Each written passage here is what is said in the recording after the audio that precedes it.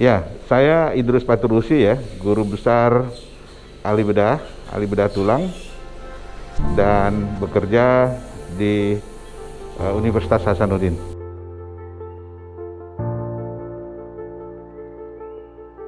Jadi gempa awal itu sebetulnya terasa pada Kamis siang ya. Kemudian Jumat subuh itu yang hanya 5,7 skala Richter. Kemudian jam setengah 3 subuh tanggal hari Jumat itu terjadi gempa yang lebih besar 6,2 skala Richter. Dan feeling saya ya bahwa pasti banyak korban karena ini adalah earthquake, gempa, di mana biasanya yang banyak kita dapatkan adalah kasus-kasus trauma, utamanya trauma ortopedi. Baru-baru ini kami baru selesaikan tim saya, Dr. Jenal dengan Dr. Triko menyelesaikan memasang pedicle screw pada fraktur tulang belakang, dislokasi fraktur ya dengan Frankel A, dan alhamdulillah kita sudah selesaikan operasinya. Nah, ini adalah contoh dari kasus-kasus yang banyak kita temukan akibat gempa ini. Sampai hari ini saya kira tim sudah melakukan hampir 30 kasus dengan kasus bukan yang juga ada kasus non orto ya, kasus bedah, malah ada kasus ginekologi, dan banyak lagi kasus-kasus atau trauma yang lain.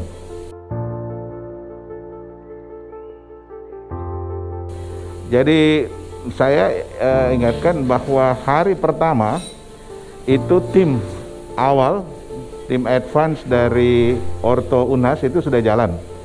Dr. Pejo, kemudian Dr. Helmi, Dr. Nura, dan satu lagi Dr. Beni. Itu 4 pada hari Jumat sudah. Jadi hari pertama, bukan hari pertama. Jadi hari pertama kejadian jam setengah 3 subuh, tim ini sudah tiba di Mamuju pukul 12 siang dan kemudian melakukan assessment. Nah, assessment sebetulnya tim kedua itu kami sudah harus jalan juga, terdiri dari 9 ahli bedah residen ditambah dengan Palang Merah Indonesia, tetapi karena situasi airport yang begitu padat sehingga pesawat kami tidak punya slot untuk perparkiran, akhirnya ditunda dan kemudian tim kedua ini baru bisa berangkat pada hari Sabtu.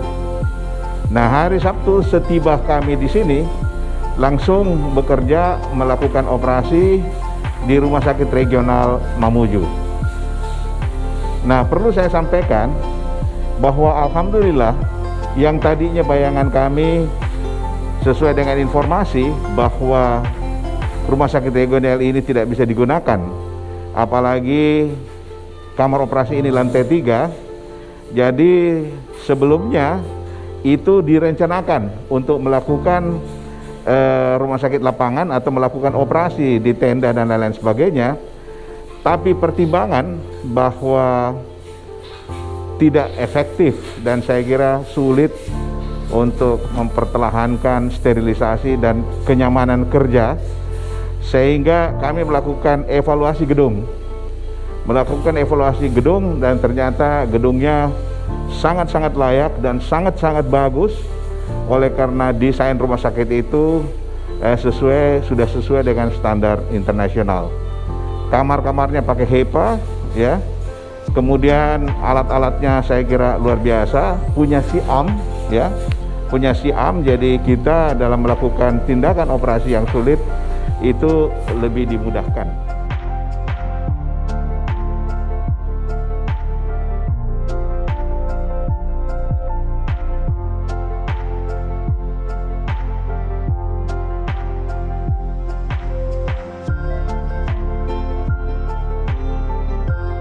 Jadi saya kira di mana-mana kejadian ya, yang gempa, di mana orang sudah semakin trauma oleh karena pengalaman di Aceh, pengalaman di Palu, di Lombok, dengan adanya tsunami sebagai akibat gempa yang menyusul, dan itu menyebabkan korban yang luar biasa, dan itu menyebabkan masyarakat sangat ketakutan, sehingga kendala yang kita dapatkan bahwa tidak ada pasien yang mau masuk rumah sakit.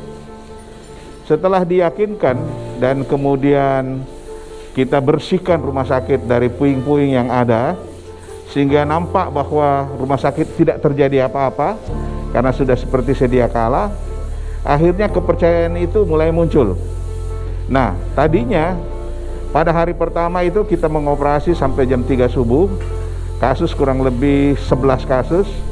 Itu tadinya post-op itu disimpan di lobi di bawah. Tapi mereka karena ketakutan itu tidak ada yang mau, harus di luar.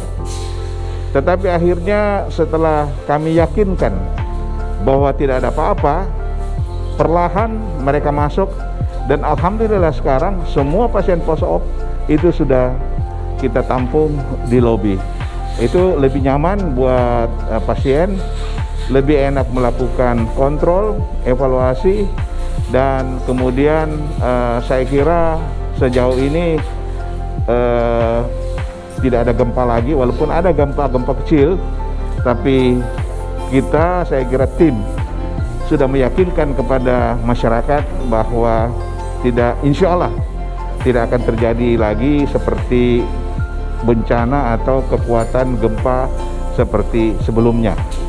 Sebab menurut teori kita lihat gempa susulan itu biasanya lebih kecil daripada gempa awal.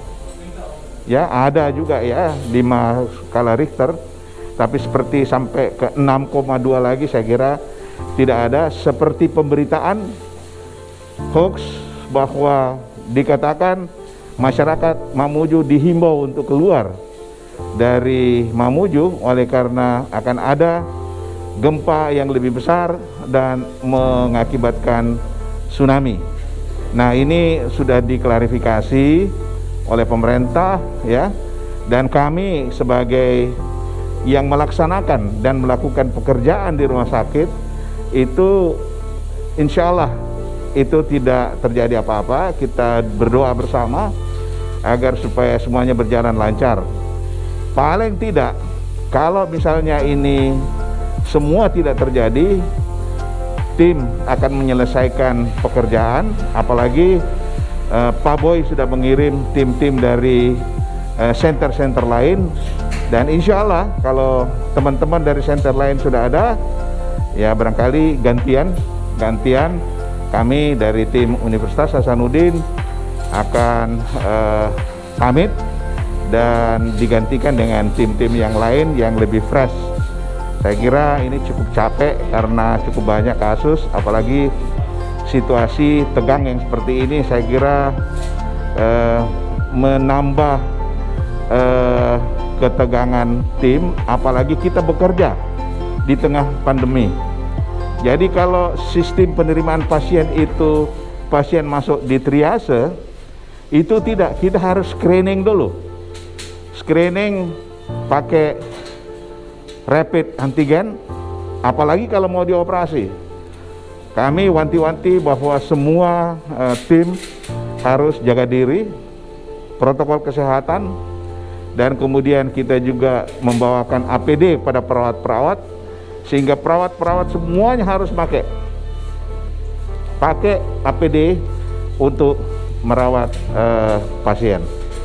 Begitupun di IGD, pada penerimaan pasien itu harus sangat ketat untuk menerapkan protokol kesehatan.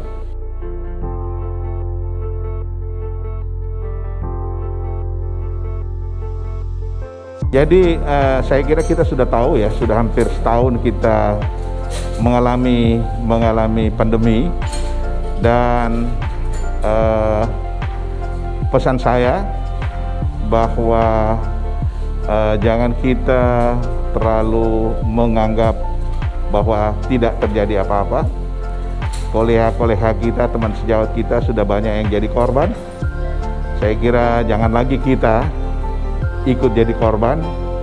Tetapi salah satu saya kira filosofi saya selama bekerja di daerah bencana, sejauh bahwa kita datang menolong masyarakat yang tertimpa kesulitan dengan ikhlas, insya Allah saya kira kita dimudahkan oleh Yang Maha Kuasa. Tetapi walaupun begitu, saya menghimbau kepada adik-adik saya, anak-anak saya, ahli bedah atau apapun, dokter spesialis apapun yang akan datang, saya kira tolong jaga diri, terapkan protokol kesehatan dengan baik. Saya operasi ini nggak tahu 5 lapis masker yang saya pakai, ya, karena ya who knows, kita tidak tahu virus itu mau datang atau tidak. Tetapi sekali lagi, kalau kita bekerja ikhlas, insya Allah semuanya akan selesai dengan baik.